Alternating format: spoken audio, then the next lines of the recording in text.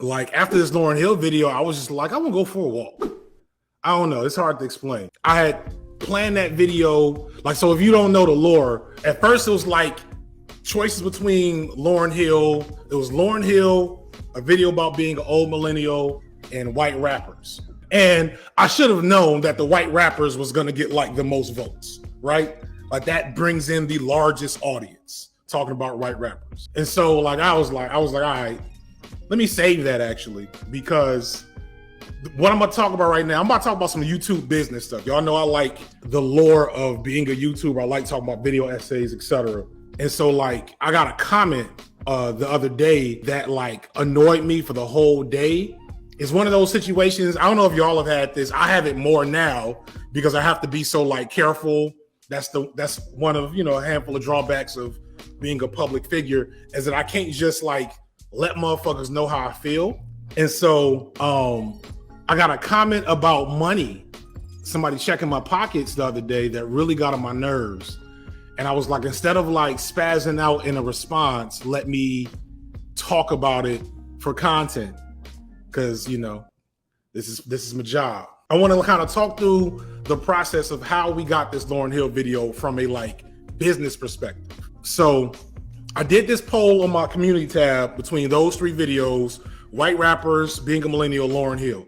Lauryn Hill came in last. It was close, but it was close between that and second place, which is a millennial video, but it came in last. And the number one option was white rappers. And don't get me wrong, I'm gonna do all of these videos eventually, right? When I saw the results, I realized that the white rapper video needs to be what I'm gonna call a algorithm lover. That's something the algorithm's gonna like. And so when you're making, depending on how you make content, because some people make so much content, it don't matter. And like, as long as it's consistent, the algorithm will show love every time. But when you're like me and other video essayists, where you drop maybe like as many as 2 videos a month, especially for how much work goes into these videos, you really can't have no big L's. You can't really have no like straight up like videos that bomb. That's an existential threat. Any 10 out of 10, unless your last 9 videos were like breaking records, if a video is 10 out of 10, that's a problem.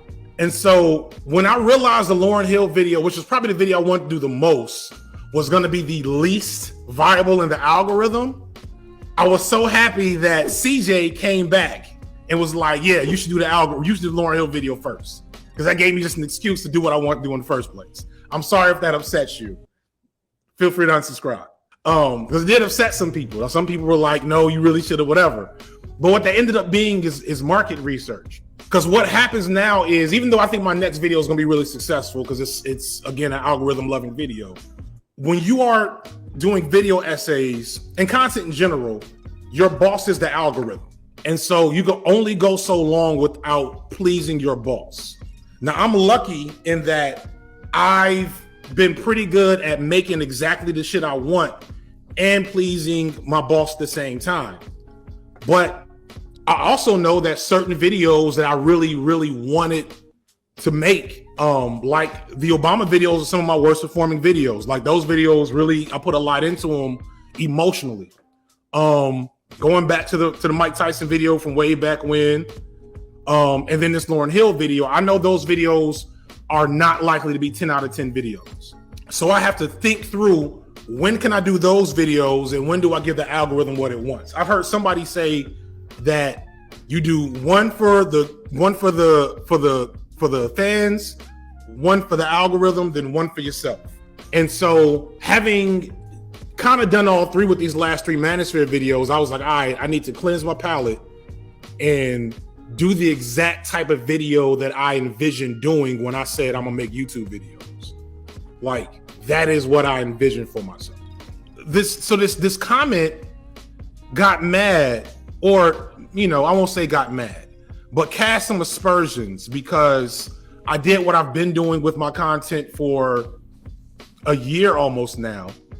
I offered early access to new videos to $10 patrons. I've been doing that for a year now.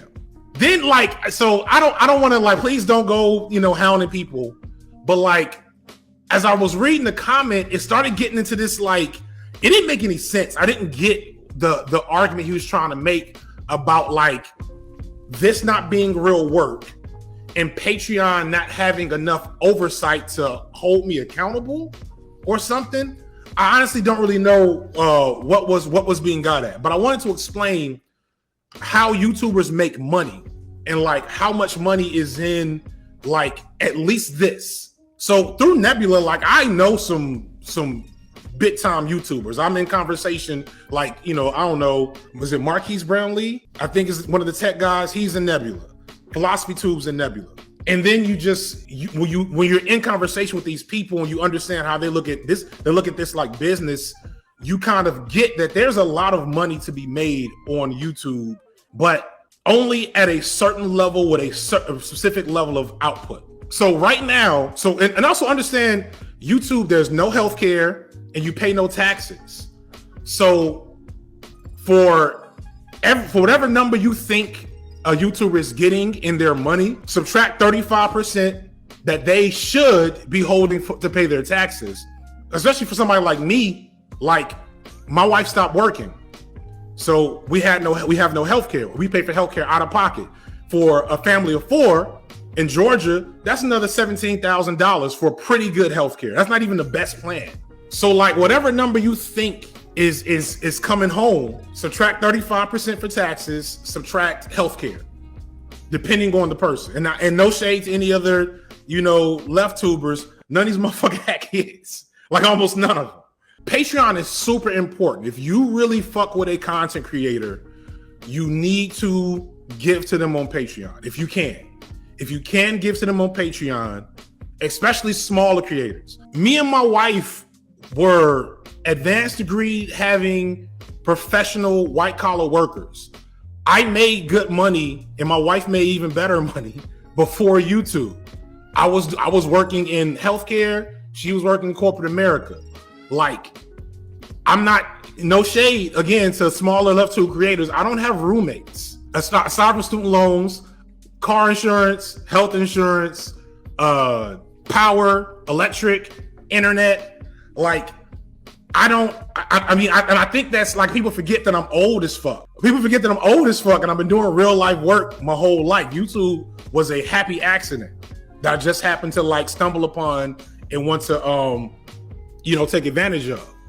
So like, I'm not taking trips to the Caribbean to visit foreign anytime soon.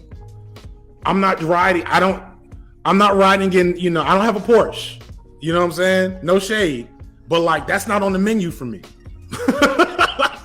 And I fucks with Hassan. I love Hassan, but you know, the Porsche is the Porsche. You need a different level of income that is possible on YouTube, but for regular YouTubers, especially for people smaller than me with less like Patreon support, this is a volatile job to have. So like, when I see people talking about greedy over Patreon and like, I still don't really get the logic behind it.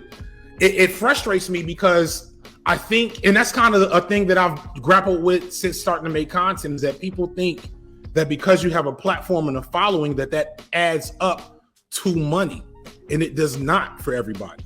And you have to get to a certain point where you can even think about living off of doing this type of work. And that living may constitute you making 5-6 videos a month. And again, this is why I call myself an entertainer from jump. Like, my goal is not to proselytize too tough from this space, because I treat the concept of clout and being an influencer, I try to be very careful about it.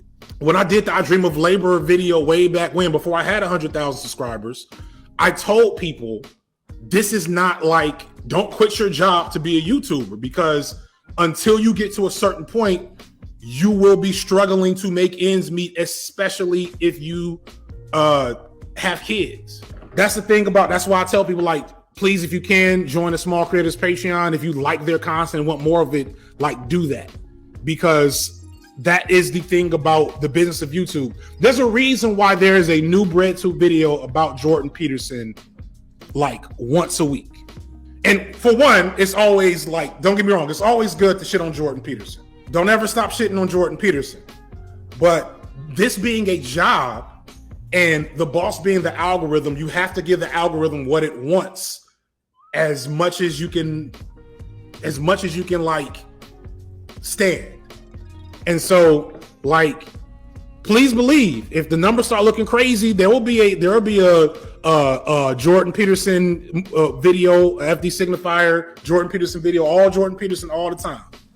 Get them clicks up, and then I'll get back to the shit I really want to do. You got to feed the beast. Because when you do shit that is not, I mean, that's what Break Bread was about. It wasn't about debate bros. Break Bread was about how trying to like participate in political discourse and social change on this platform, when it's ran by a robot who is low-key racist, it is going to significantly affect what you can do and be viable at, you know? In a perfect world, my next video would be about cannabis. My next big music, history, culture, deep dive is on cannabis because that's the shit I like to do the most. But the algorithm wants me to talk about the manosphere and Jordan Peterson. And like, I don't do that shit that much, you know? There's a reason why I didn't do the manosphere video so I got close to 300,000, because at that point I was like, okay, my who I am as a content creator is bigger than this topic at this point. You know what I'm saying? Since I made the manosphere videos, I've gained 60 something thousand subscribers, but I had 300,000 before I ever said shit about them. So like the majority of people that know me and know my content will know me for everything up to that point.